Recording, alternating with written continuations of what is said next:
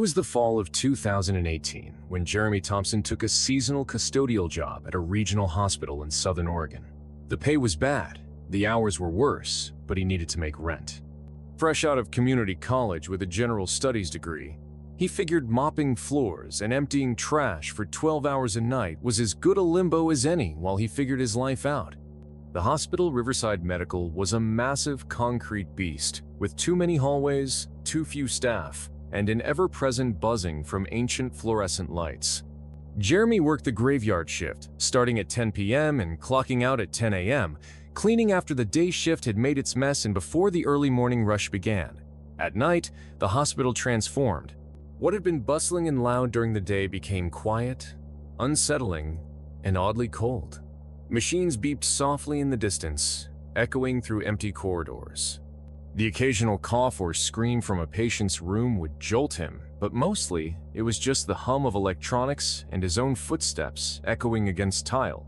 One night in early November, Jeremy was assigned to clean the basement level, a service floor primarily used for storage, laundry, and staff maintenance. It was the least trafficked part of the hospital and hadn't been touched in decades beyond the bare minimum. The vending machines down there were ancient, half-working hunks of metal with outdated branding and rows of stale snacks no one ever bought. But there was one at the far end of the corridor near the boiler room that people whispered about. The night nurses joked it was haunted. Jeremy had dismissed it as typical late-shift boredom, the kind of gallows humor that made things bearable. But when he approached it that night, dragging his mop bucket, he noticed something peculiar. The air grew noticeably colder the closer he got. The vending machine itself was vibrating slightly, more than it should have. It made a low hum barely audible but constant, like something running deep inside it. Then he saw the note. Taped to the top of the glass was a piece of paper with a few hastily scribbled words. "If he speaks to you, don't answer." Jeremy chuckled nervously. Probably a prank. Someone trying to mess with new guys. He shrugged and continued mopping around it, deliberately avoiding eye contact with the machine as if it could somehow challenge him. As he rounded the corner with his cart to get fresh water, he paused. From behind him, he heard a voice low, male, strained. "Hey, got any change?" Jeremy froze. He was alone. The vending machine was the only thing back there. He turned around slowly. The hallway was empty, except for that humming hunk of steel and glass. Silence. No footsteps, no echoes, just the buzz of fluorescent lights and his racing heart. He didn't respond. Instead, he backed away, pushing his cart faster than he ever had before. That night, he couldn't sleep. The voice was wrong, too close, too clear, too human for an empty basement. He told himself it was his imagination, sleep deprivation, audio bleed from some nurse's walkie-talkie. But something gnawed at him. Why would someone tape that note? The next night, Jeremy told himself he wouldn't go near the vending machine. He was tired. He wasn't thinking clearly. It was nothing.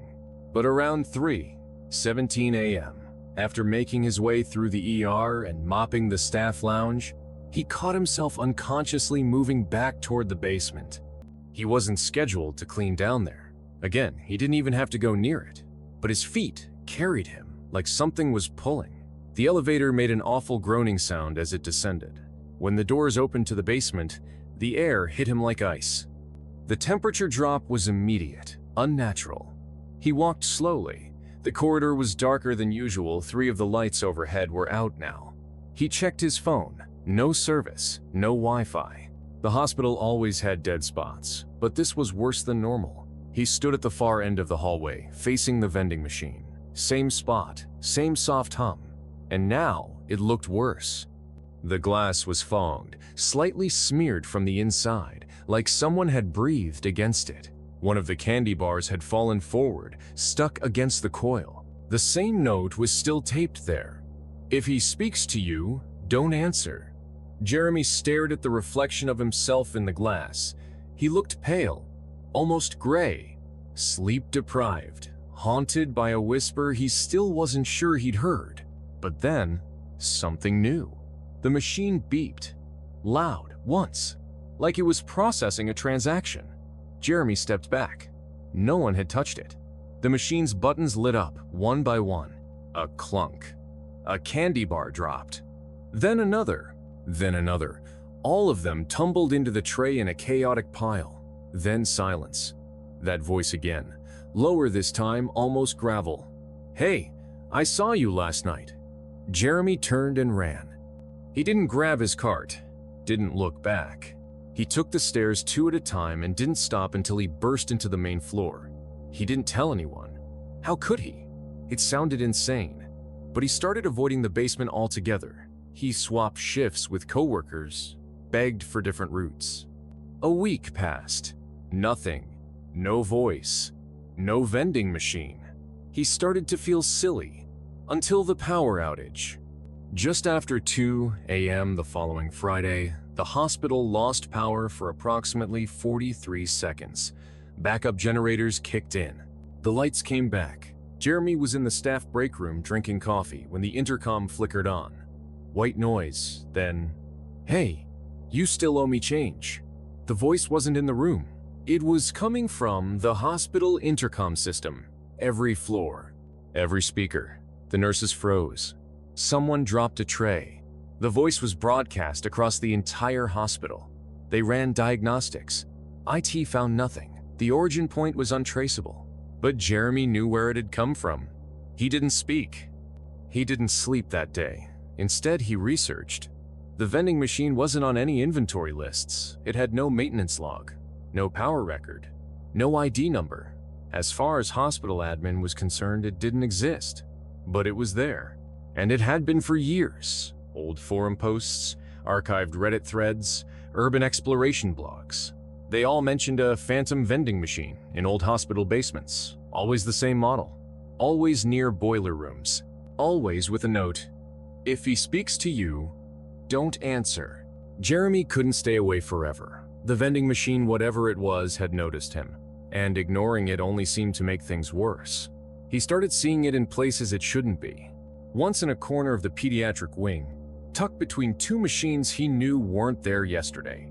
Another time, he saw it behind a locked maintenance door. Visible through the window, though the hallway it sat in had been sealed for renovations for over a decade. The real breaking point came on a quiet Tuesday morning, just after 3:30 a.m. Jeremy had been cleaning a supply closet when the emergency lights shut off. Total blackout. He stood frozen in pitch darkness until a soft glow began to pulse from down the hall. He stepped out. The vending machine was at the end of the corridor. But this time, it was different. It was wider, taller.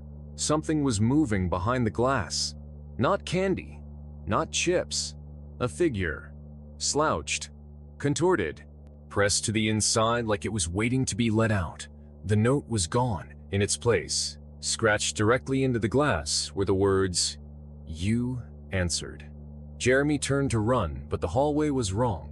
The door behind him had vanished. The walls were unfamiliar, too narrow, with seams in the floor that pulsed faintly like veins. He wasn't in the hospital anymore. Not fully, not anymore. The lights dimmed as the vending machine door opened. Not like it normally would. The entire front panel unlatched with a long, groaning hiss swinging outward like the mouth of a cave. From the darkness within, hands crawled out first. Too long, pale, jointed wrong. Then the rest of it him. Man, sort of. Wearing a hospital badge that was so old the logo had faded. He moved like he hadn't used his limbs in years. The voice was the same deep, slow, scraping against the inside of Jeremy's skull. "You answered." Jeremy couldn't move. The thing stepped forward. "Now you're mine." Jeremy ran. The hallway stretched, turned, bled into itself. Doors that led to nowhere. Lights that blinked to reveal things behind him, shapes that moved when unseen. Then an exit sign, glowing red. Jeremy lunged, slammed into a stairwell. Real, familiar, the hospital. He didn't stop running, not until he reached the main lobby and collapsed near security. He told them everything. He didn't care how he sounded. They didn't find anything in the basement. No machine, no hallway, nothing out of the ordinary. They checked the security tapes, all of them, from every angle. Jeremy never left the janitor's closet. He was seen entering but not exiting. For over 48 minutes, he was missing from the footage. Just gone. He filed a report. HR told him to take a leave of absence. Therapy. Medication. They were kind, but not convinced. That night, Jeremy packed and moved to another state. But the vending machine followed. Jeremy moved across 3 states in 6 months. He changed his name. He stopped using credit cards. He found work off the books cleaning jobs, late-night stalking, even a stint as a night watchman in a warehouse that had no vending machines, just old water fountains that hadn't worked in years. Still, he never felt safe. It wasn't paranoia. It was certainty, because no matter where he went, eventually he'd find one. A vending machine, not just any machine, but that one, slightly too tall, too wide, always humming just a little too loudly. Always positioned just wrong in corners where there shouldn't be outlets, tucked in places that didn't make sense. He once found it in a bus station bathroom, another time in the back of a thrift shop, unplugged but glowing. He never got close. He never touched it again. But sometimes it didn't wait for him. He started receiving notes, folded slips of paper slid under his motel door at night, printed receipts from stores he hadn't entered, always with a message at the bottom. You answered. One morning he woke to find a vending machine key in his pocket. It was heavy, ice cold, engraved with the same twisted logo that had been on the original machine, the brand that didn't exist. He threw it in the river. But that night, he found the same key beside his pillow. He stopped sleeping. He tried to talk to someone, a priest, a former detective, a friend from his old life. All of them listened. All of them vanished within weeks of meeting him. One was found, curled inside an unplugged vending machine in an abandoned mall. Police ruled it an accident. No forced entry. No motive. But Jeremy knew. He always knew. He began documenting everything. He wrote down dates, times, locations, photographed the machines, recorded the sounds they made. He posted it all on obscure forums. Nothing viral, just fragments of truth scattered online, hoping someone would see the pattern.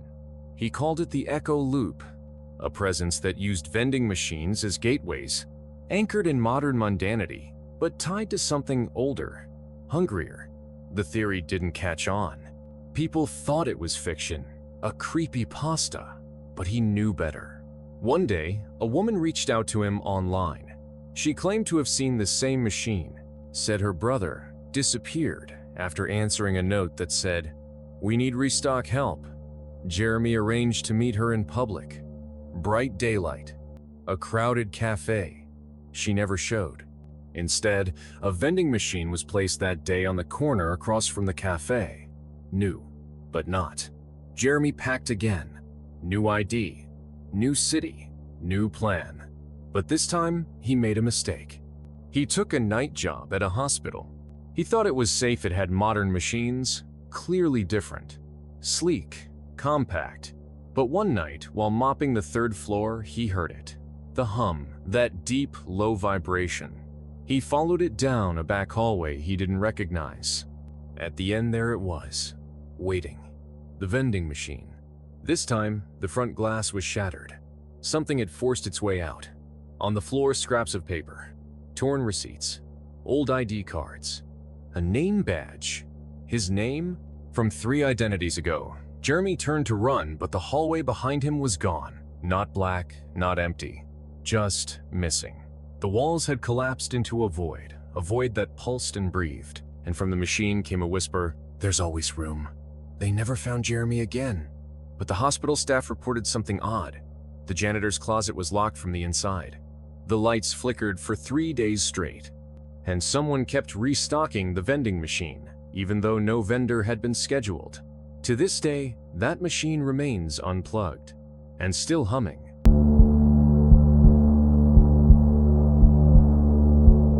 Tasha didn't believe in haunted places. She had worked the night shift at the Suncrest Inn for almost a year, and the scariest thing she'd encountered was a rat in the laundry chute. But the one thing she couldn't explain was how everyone seemed to avoid room 213.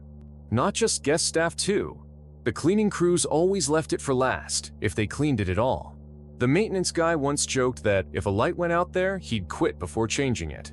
Even the manager, a no-nonsense woman who handled drunk guests without blinking, always skipped over 213 when reassigning rooms. Plumbing issues, she'd mutter. Old vents, weird draft. That was the official line. But every employee had their own story.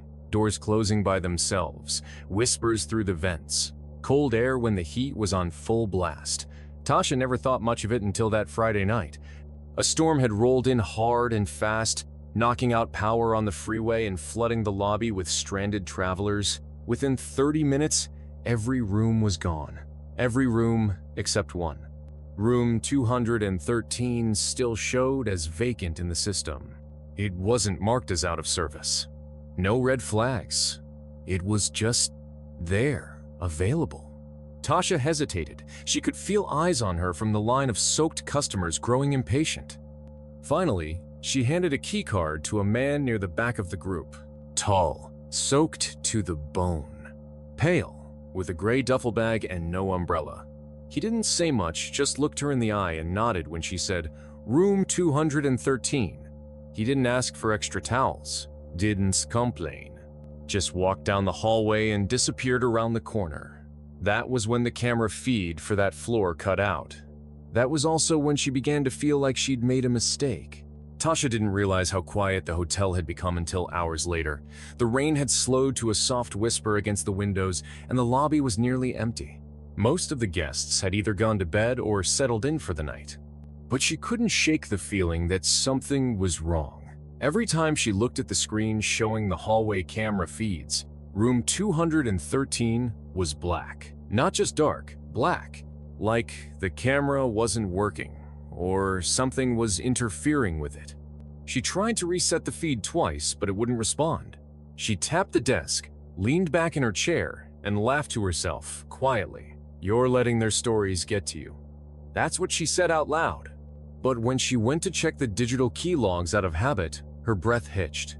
The system showed that room 213 had never been opened. No activity, no entry, not by the guest, not by staff. Nothing. That wasn't possible. She had handed that man the card herself. She remembered his face, wet hair, clinging to his skin, his sunken eyes. Maybe it was a glitch. She walked over to the storage room, grabbed the spare master key, and made her way upstairs. The hallway leading to 213 was colder than the rest of the building. It always was. But this time, it felt wrong. Like she was walking into something not just cold air, but the sensation of being submerged, of stepping into something unseen. She paused in front of the door, keycard in hand. The hallway was silent. Too silent. No hum of vending machines, no distant sounds from other rooms. Even the flickering wall sconce beside 213 had gone out. She swiped the card. The reader beeped green. The lock clicked open, but the door didn't move. She had to push it slowly, like something was pressing back from the other side. The room was pitch black. She reached in to flip the lights, but nothing. No power, no hum from the mini fridge. The air inside felt stale, like it hadn't been breathed in years. She called out, "Hello, sir? Is everything all right?" No answer. She took a step in, leaving the door open behind her. Another step. Her shoes creaked on the old carpet. The only sound was the rain behind her until that stopped too, like someone had muted the world outside the room. The door slammed shut behind her. The noise echoed unnaturally loud, like it had slammed shut underwater. Her keycard fell from her hand. She spun around in the darkness, reaching for her phone, but there was no service. The flashlight flickered once, then went dead. That's when she heard the breathing. Not in front of her, not behind her. It came from the walls. Slow, steady, deep, like the walls themselves were alive, exhaling. She backed toward where she thought the bed was, whispering for help, for anyone, for the man she had checked in. But there was nothing. And then, a voice, barely above a breath. "You shouldn't have opened the door." Tasha didn't know how long she stood frozen in that darkness. It felt like hours, though the logical part of her insisted it could have only been seconds. The air around her was impossibly still, like the room itself had no oxygen left to offer. The breathing from the walls grew heavier, layered. Like there wasn't just one voice, there were many. Deep, low rasps, each slightly delayed from the other, as if mimicking but never quite in sync. She backed into the corner where she believed the bed was, her hands shaking as she pressed against the mattress, trying to orient herself. Her fingers brushed over something cold, metal. She recoiled. It was the man's duffel bag, but it wasn't on the luggage rack where it should have been. It was on the bed, unzipped. And the faint, sour smell that crept into her nostrils made her gag. Copper, rot. She didn't want to look inside, but her hand moved before her brain told it to stop. Something inside was wet, sticky. Fabric? She pulled a little. A uniform, a hotel uniform just like hers, her name tag, still attached. She dropped it and stumbled backward, but there was no wall behind her, just empty space. She fell hard onto something soft, but it wasn't the floor. It was the carpet, but it was soaked. Warm. Breathing. She screamed and scrambled up, banging her shoulder against the dresser. Still no light. Her phone was useless, but her ears picked up something else now. The man's voice, not far off. It echoed in the room, but there was no shape, no direction. "You opened the door. You let me in." It wasn't a threat. It was fact.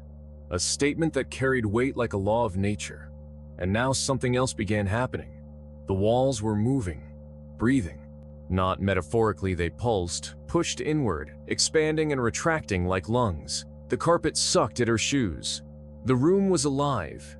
It wasn't haunted. It was inhabited. It was the thing. The man was never a guest. He was never real. Or maybe he had been once. Maybe the room needed someone new. And maybe she had just made the offering. Her thoughts unraveled as voices filled her head. Not in English, not any language she recognized. They whispered over one another, growing louder, curling around her thoughts like vines. Her vision blurred.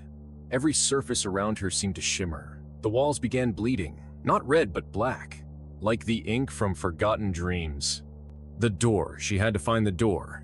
She reached for where it should have been, but there was no handle, just a wall, flat, wet, moving. She pounded on it, screamed. No one heard her. No one was supposed to. Room 213 didn't let people out. It let people in. It took them, fed on them, replaced them. She was part of it now. And as her body grew weak, as her mind slipped away like fog under moonlight, she understood why the camera feed always went dark, because no one ever watched what really happened in room 213. They were shown what the room wanted them to see. And what it wanted now was silence. The room was silent now. Or rather, the kind of silence that hums, that grows, that fills your ears like a rising tide until your own heartbeat feels like an intrusion. Somewhere inside that void, Tasha still existed barely. Not a body anymore, not a soul in the traditional sense. She was an echo of herself, a presence folded into the walls, the carpet, the doorknob that didn't exist anymore. Time dissolved. She couldn't remember how long it had been. Hours? Years? A breath? The room didn't keep time like the outside world. It pulsed on its own rhythm, a slow, suffocating inhale that never released. But it remembered.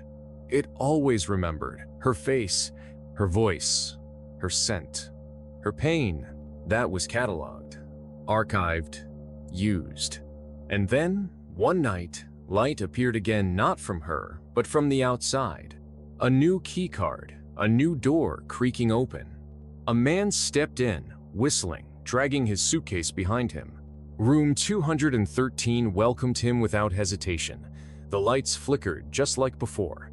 The thermostat displayed no numbers. The remote didn't work. And the vent above the bed let out one long, heavy breath. From the mirror, just barely, a smear appeared. Like a palm print pressed from behind the glass. He didn't notice. Most didn't. He set down his bag, loosened his tie, turned on the TV. It showed only static. And somewhere in the walls, Tasha watched. Not with eyes, not with anger, but with an emptiness that fed on familiarity.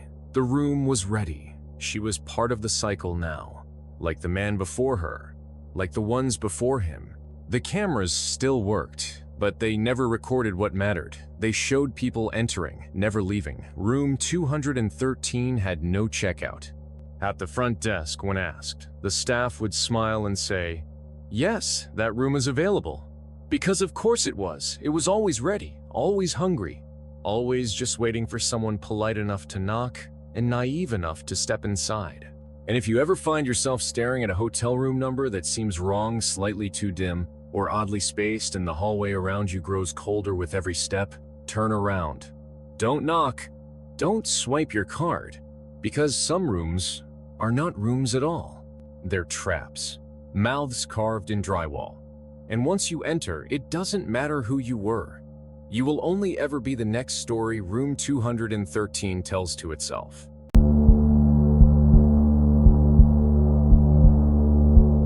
It started with something small, as most nightmares do. A comment tossed into a group chat. "Don't take the highway tonight," Jason wrote. "Cops said someone's under the bridge again." I didn't think much of it.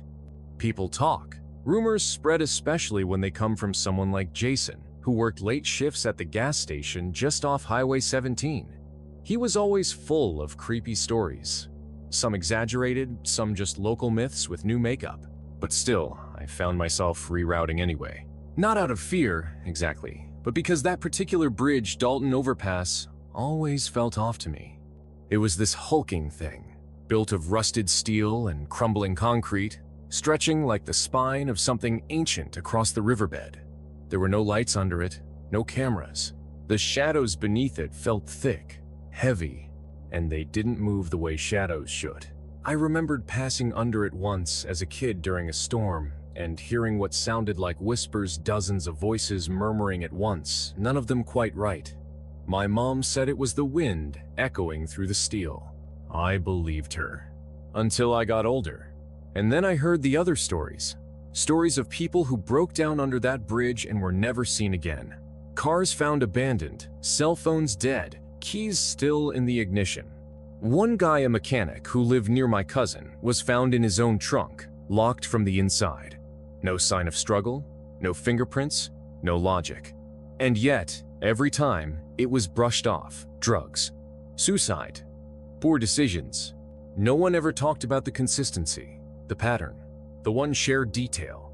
They'd all stopped beneath that same bridge. My friend Megan once swore she saw someone crawling out from the drainage tunnel beneath it. Said the figure was wrong, somehow too long in the arms, too quick to vanish when her headlights caught it. But Megan also drank a lot, and even she laughed it off later. Still, tonight felt different. Maybe it was the humidity, the way it clung to the air like static. Maybe it was the way my phone kept glitching every time I neared Dalton Road, the GPS jumping and stuttering like it didn't want me to go there.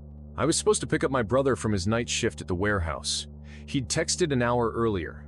"Can you come a little early? I don't want to wait outside tonight." No explanation, no joke, just that. I'd never heard him sound nervous before, but when I got near the usual route, my car began to stutter. Not the engine, just the lights. They dimmed for half a second every time I approached that stretch of road. And then, like some part of me knew better, I turned around, took the long way. Still picked up my brother. Still got home safe. But then, around 3:12 a.m., I got a call. No ID, no sound, just breathing. And in the background, barely audible, I heard something scrape, like nails on metal. I hung up, but it called again. And this time, it wasn't my phone that rang, it was my brother's. And then my dad's. And then the landline, yes, we still have one lit up too. Each phone rang once, then silence. And all of us just stood there in the dark kitchen, listening, waiting. Outside, the wind began to howl, but it wasn't cold. And it wasn't natural, it sounded wet, like breath through teeth. That's when I remembered the other part of Jason's text, the part I'd ignored. If you hear the phone ring after midnight, don't answer it. Not if you drove near the bridge. The next day, I convinced myself it was just a prank. Maybe Jason had called from a spoof app. Maybe someone at the warehouse overheard my brother's ride plans and decided to mess with us. That sort of thing happened. We lived in a town where boredom created mischief like mold in a damp basement. But still, The air around the house felt different. Like the silence wasn't just silence, but something listening. My dad checked the security cameras that morning.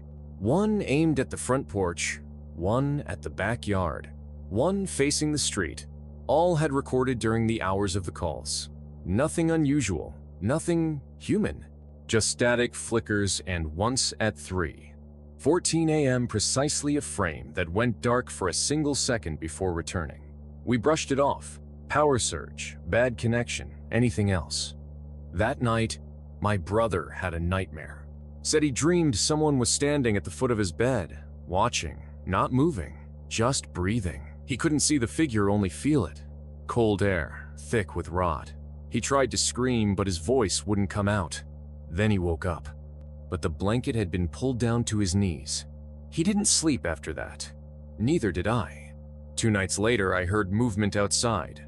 Not footsteps, more like dragging. Something soft and heavy being pulled across concrete.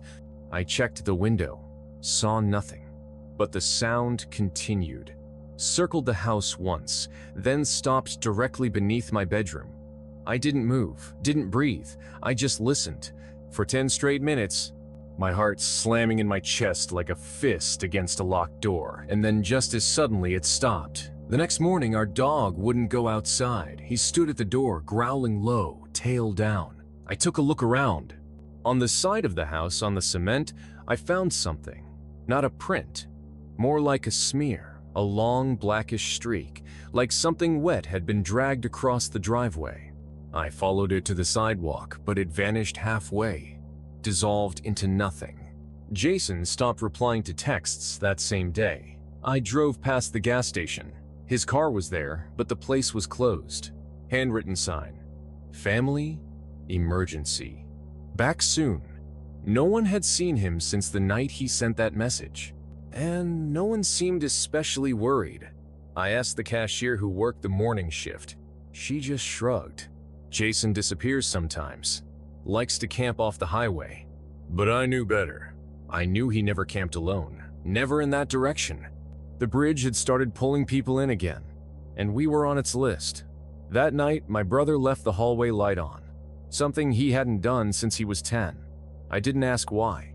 Around 2:30 a.m., I got up to get water. As I passed his room, I noticed his door open just slightly.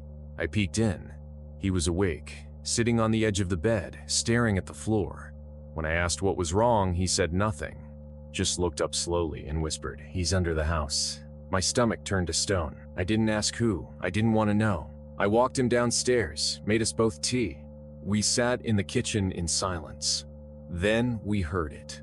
A soft tap, tap, tap on the floor from beneath, like fingernails on wood, slow, deliberate.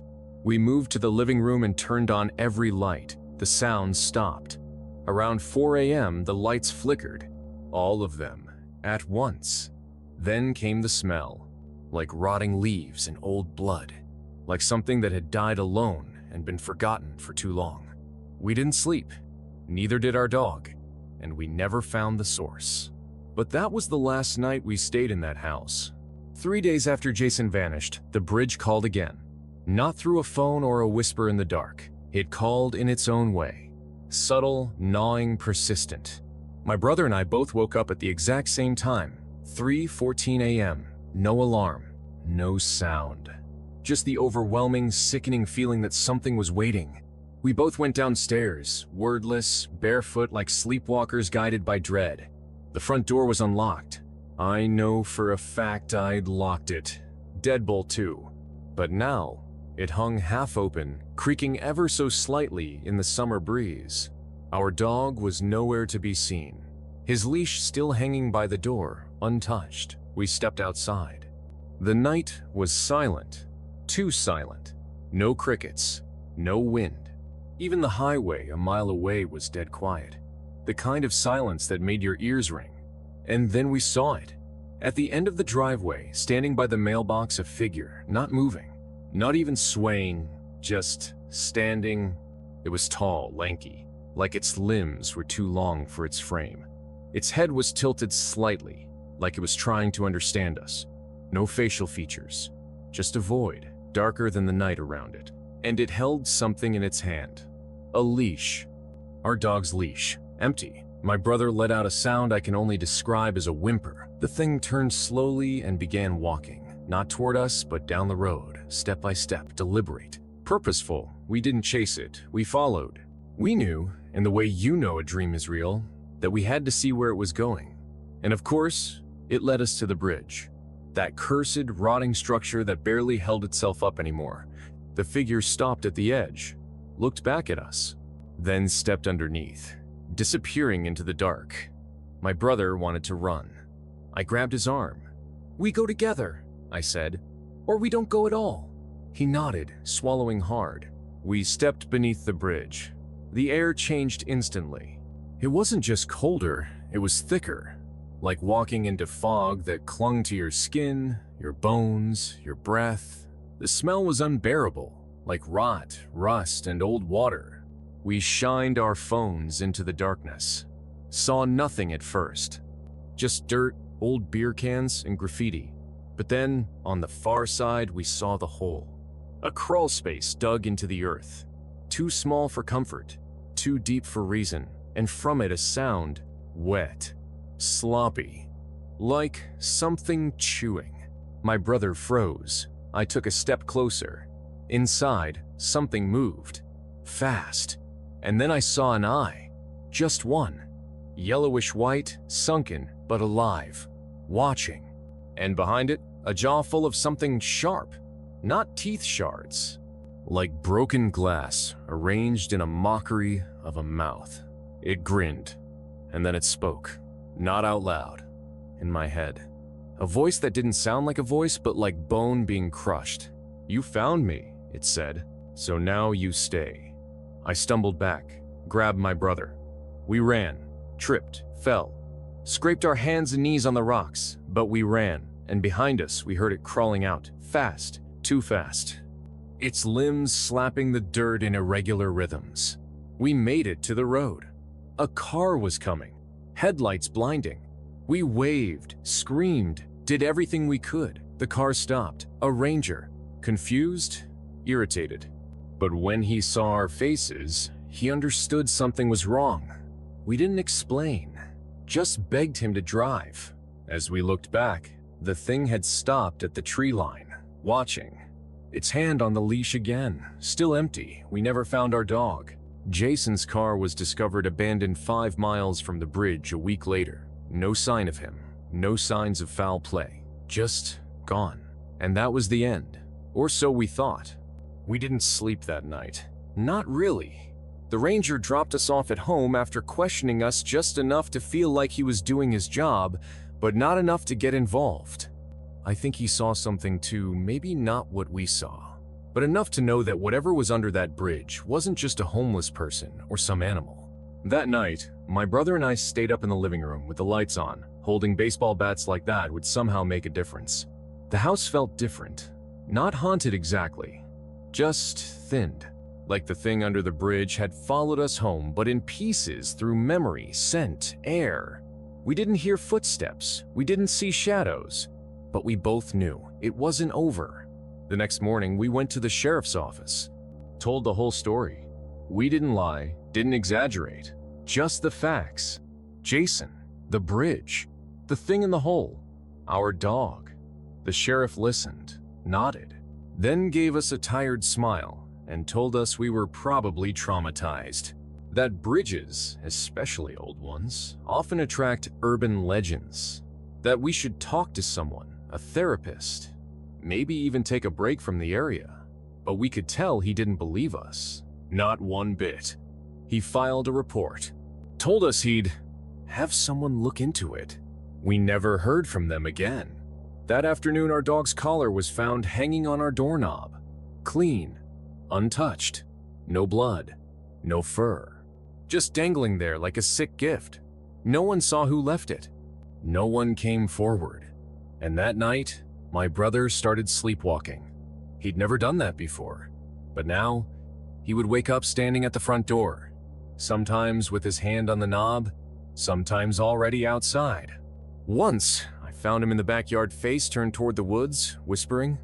When I asked what he was saying, he just blinked and said, "He's almost here." After that, I locked our bedroom doors at night, but it didn't stop him. He started carving things into the walls, little spirals, stick figures with twisted limbs, words that weren't in any language I recognized, and he stopped eating, started muttering to himself. I knew what was happening. That thing from the bridge, it had latched onto him. Maybe because he was the first to see it. Maybe because it liked the fear in his eyes.